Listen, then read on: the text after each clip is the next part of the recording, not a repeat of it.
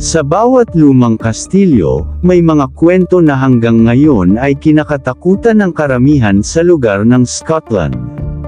Sa Penkate Castle sa Scotland, hindi lang isa, kundi maraming kaluluwang hindi pa rin matahimik hanggang ngayon.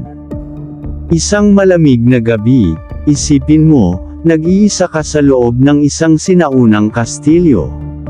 Tahimik ang paligid, pero bigla mong maririnig ang mahinang pagdaing, mga yabag, at mga bagay na gumagalaw kahit walang tao.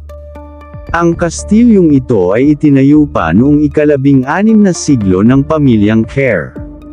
Sa paglipas ng panahon, ito'y pinalawak, inayos, at naging tahanan ng iba't ibang mayayamang pamilya.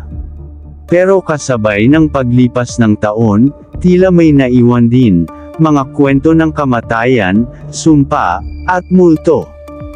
Isa sa pinakakilalang kwento dito ay tungkol sa isang pulubi na nagngangalang Alexander Hamilton. Isang araw, lumapit siya sa kastilyo para humingi ng tulong, pero imbis na kaawaan, siya ay itinaboy ng may-ari ng bahay, si Lady Ormson, at ng kanyang anak. Wala siyang nakuha kahit kaunting awa. Pero bago siya tuluyang umalis, may ginawa siya.